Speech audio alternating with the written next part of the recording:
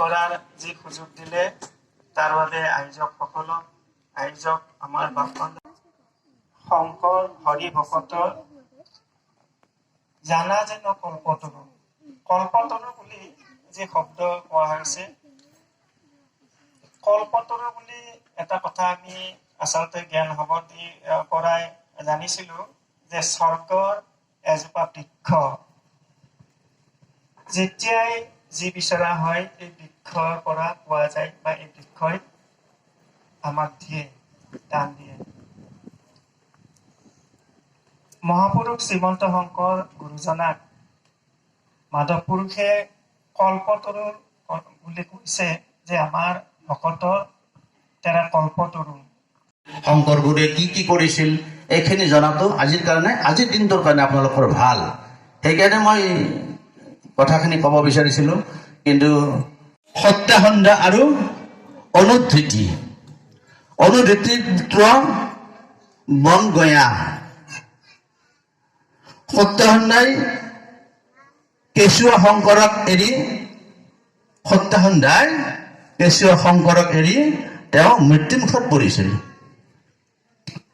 বুঢ়ীমাক খেৰসুতীয়ে তেওঁক তুলি তেলি ডাঙৰ দীঘল কৰিলে। শৰতৰ বৰশৰ শত দশ বদন, খগচৰ নগধৰ ফনগৰ শয়ন। নপৰ পৰ শৰতৰ গময়, সভয় মভয় মম হৰহয় হৰহত তয়। জগ দঘমপহৰ থব থয় তৰণ, পৰপদ লয় কৰে কমলজ নয়ন।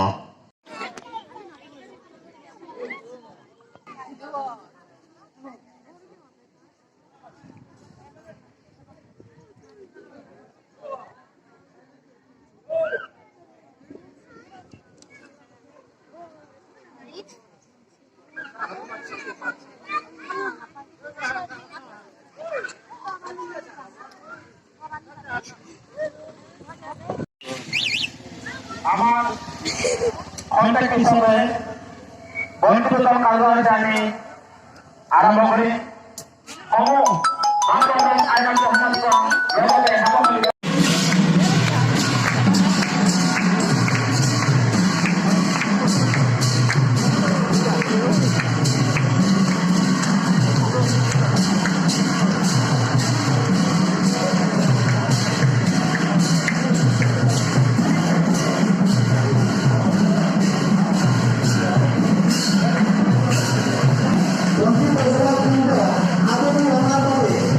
Krishna.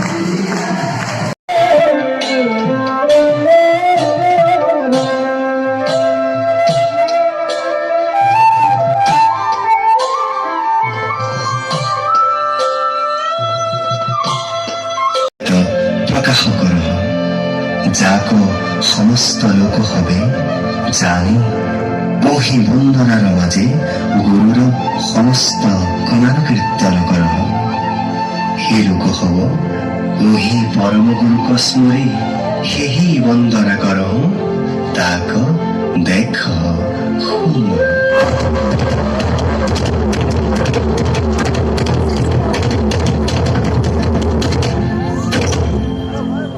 শ্রীমন্ত শঙ্কৰ হৰি ভকতৰ জানা যেন কল্প